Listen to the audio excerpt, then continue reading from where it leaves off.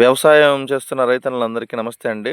ఇవాళ వీడియో ఎందుకు చేసామంటే, కొత్తగా మన ప్రభుత్వం సెంట్రల్ గవర్నమెంట్ సబ్సిడీ గ్రౌండ్ నట్‌లో ఆయిల్ సీడ్ పెంచాలి, ఆయిల్ ఉత్పత్తి పెంచాలనే ఉద్దేశంతో సబ్సిడీ ఇచ్చి, సబ్సిడీ కూడా కాదు, పూర్తిగా ఫ్రీనే ఇచ్చి విశిష్ట అని 1694 టీసీజీఎస్ 1694ని మన బాపట్ల ఏరియా గుంటూరు, ఓల్డ్ గుంటూరు జిల్లా, ఇప్పుడు ప్రస్తుతం బాపట్ల జిల్లా కర్లపాలెం మండలంలో సబ్సిడీ కింద ఇచ్చారండి బాపట్ల జిల్లా మొత్తం.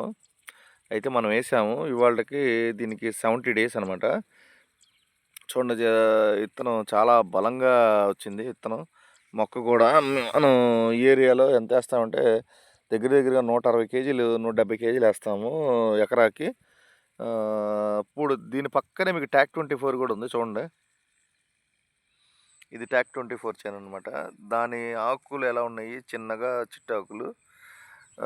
ఇది టీసీజీఎస్ 1694 చూడండి, చెట్టు ఎట్లా ఉందో, బలంగాను, ఆకు లావు మందము.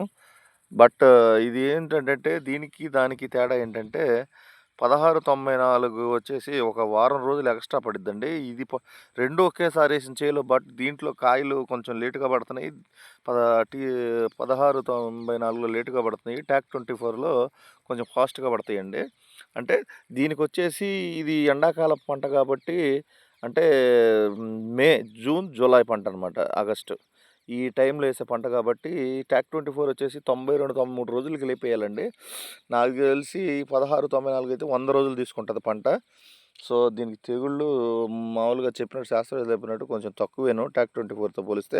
కానీ ఫైనల్గా దిగుబడి ఎట్లా వస్తుందో ఏంటి అనేది ఇంకో క్లారిటీ 10 రోజులు అయితే కానీ మనకి అసలు దీని విత్తనం ఎంత ఉంది, దీని కాపు ఎలా పడింది అనేది తెలిసిద్ది. ఇక దీని పూర్తి వ్యవస్థ చూడాలి అంటే ఒక 20 రోజులు ఆగాల్సిందని. ప్రస్తుతానికి 70 రోజులు కదా, 20 రోజులు 90 రోజుల టైంలో మనం చెప్పేయచ్చు. హార్వెస్టింగ్ చేయాలంటే 100 రోజులు పట్టిద్ది అనుకుంటాను. చూద్దామండి ఎలా ఉంటుందో. ఉంటాం, బాయ్ బాయ్.